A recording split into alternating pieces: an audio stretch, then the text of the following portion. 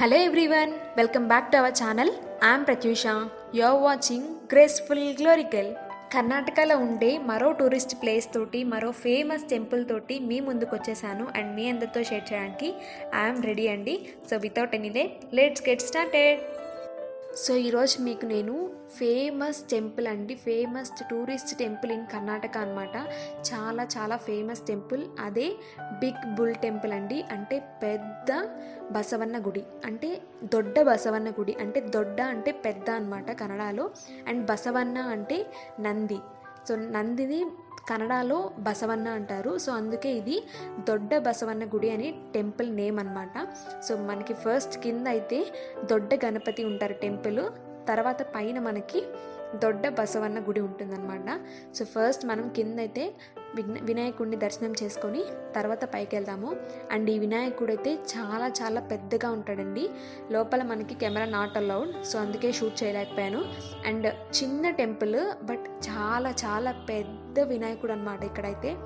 So and చాలా మహిమగల దేవుడు అని కూడా ఇక్కడ మనకి స్టోరీ ఉంది చాలా.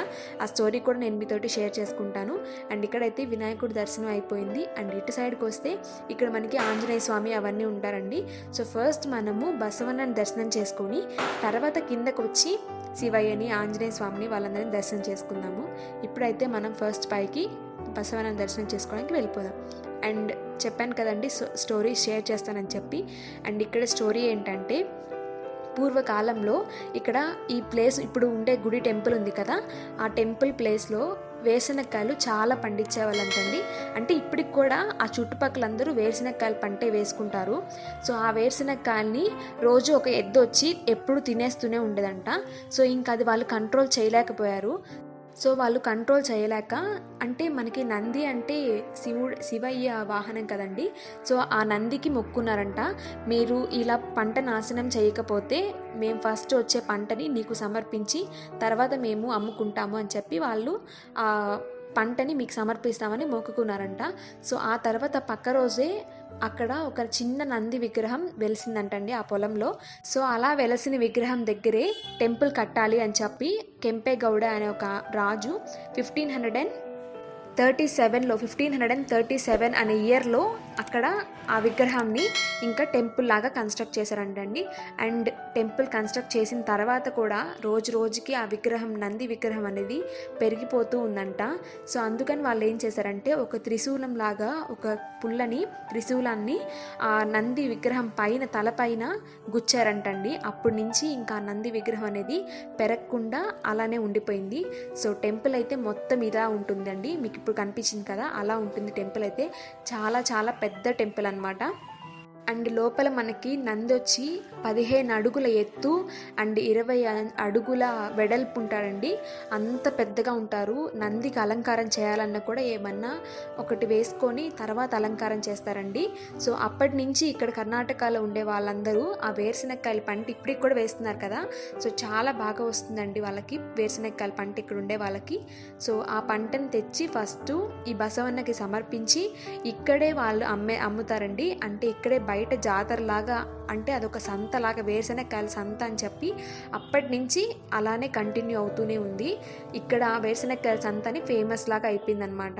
సో బసవన్న అయితే చూడండి ఇక్కడ మీకు కనిపిస్తున్నారు, చూడండి ఎంత పెద్దగా ఉన్నారు బసవన్న. మనకి మామూలుగా శివయ్య గుడిలో ఒక చిన్న విగ్రహం లాగా కన్స్ట్రక్ట్ చేస్తారు, అంటే శిల్పం చెక్కుతారు. బట్ ఇక్కడ మనకి బసవన్నే ఒక గుడి కట్టేశారనమాట. ఇంకెక్కడ ఉండదండి, ఇక్కడ కర్ణాటకలో మాత్రమే ఉందండి ఇలా ఒక బసవన్నకి గుడి మాత్రం ఇక్కడ కర్ణాటకలోనే ఉంది. అంటే మన సౌత్ ఇండియాలో ఓన్లీ ఇలా బుల్ టెంపుల్ కర్ణాటకలోనే ఉంది అనమాట. నార్మల్గా అన్ని గుళ్ళల్లో ఇంకా లేపాక్షి ఇవంతా ఉన్నాయి కదండి, పెద్ద పెద్ద విగ్రహాలే ఉన్నాయి, నంది విగ్రహాలు. బట్ టెంపుల్ మాత్రం ఓన్లీ ఇక్కడ కర్ణాటకలో బుల్ టెంపుల్ ఇదొక్కటే అనమాట. సో చాలా చాలా famous temple and tourist place కూడా అండి. చాలా మంది ఇక్కడికి వచ్చి విజిట్ చేసి వెళ్తూ ఉంటారు. అండ్ ఇంకా ఇలా అయితే దర్శనం చేసేసుకొని బయటకు వచ్చేసామన్నమాట. చాలా పీస్ఫుల్గా ఉంటుంది. అండ్ బయట క్లైమేట్, అంటే అక్కడ కొండలు చాలా బాగుంటుందండి. ప్రతి ఒక్క దానికి ఇక్కడ డిఫరెంట్ స్టోరీస్ ఉన్నాయన్నమాట ఈ ప్లేసెస్లో అయితే ఇక్కడ. అండ్ ఇంకా దొడ్డ వినాయకుడు అండ్ దొడ్డ బసవన్న కాబట్టి ఇంకా టెంపుల్ నేమే అండ్ ఈ ఏరియా నేమే బసవన్న గుడి అని పేరు వచ్చేసింది. సో ఇక్కడికి రావడానికి కూడా కర్ణాటక వాళ్ళు బస్సెస్ అన్నీ పెట్టుంటారు. చాలా ఈజీగా మనం రావచ్చు, ఇక్కడికి రీచ్ అయ్యి అమ్మవారి స్వామిని దర్శించుకోవచ్చు అనమాట.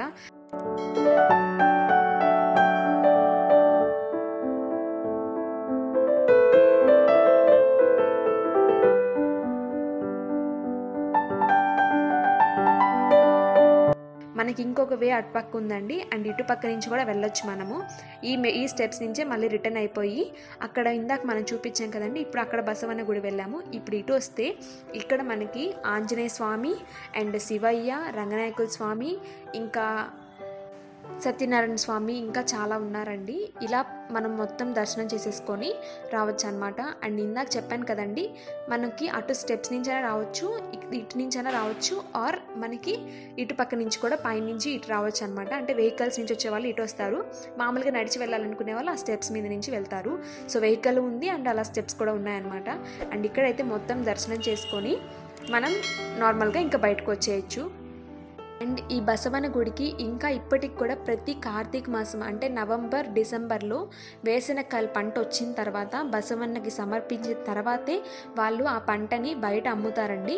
అండ్ ఇప్పటికి కూడా వేరుశనగకాయల సంత ఇక్కడ జరుగుతుంది. అండ్ అందరు కూడా అలానే ప్రిఫర్ చేస్తారు నవంబర్, డిసెంబర్లో వచ్చి, అంటే కార్తీక మాసం స్పెషల్ కదా, సో శివయ్యకి స్పెషల్ అని చెప్పి కార్తీక మాసంలో ఇక్కడ దర్శనానికి రావడానికి ప్రిఫర్ చేస్తారు ఎక్కువ మంది. సో మీరు కూడా టైం చూసుకొని ఎప్పుడన్నా బెంగళూరుకి వచ్చినప్పుడు ఇక్కడ విజిట్ చేయడానికి మిస్ చేయొద్దండి ఈ టూరిస్ట్ ప్లేస్ని. ఐ హోప్ మీకు ఈ వీడియో నచ్చిందని అనుకుంటున్నాను. నాకు తెలిసిన ఇన్ఫర్మేషన్ కొంచెం గ్యాదర్ చేసి మీ అందరితోటి షేర్ చేసుకున్నాను. I'm so happy to share all these things with you guys. So ఇలానే మీరు సపోర్ట్ చేస్తూ ఉంటే ఇంకా మరెన్నో వీడియోస్ మీ ముందుకి తేవడానికి ఐఎమ్ రెడీ. సో మీరు ఇంకా సబ్స్క్రైబ్ చేసుకోకపోతే please take a second and subscribe అండి. ఈ వీడియో మీకు నచ్చినట్లయితే వీడియోని లైక్ చేయండి, షేర్ చేయండి మీ ఫ్రెండ్స్ అండ్ ఫ్యామిలీ తోటి. ఇలాంటి మరెన్నో టూరిస్ట్ ప్లేస్ తోటి మీ ముందుకు వచ్చేస్తాను మళ్ళీ ఇంకో వీడియోతోటి. సో అంతవరకు thank you for watching till the end. Bye bye, take care.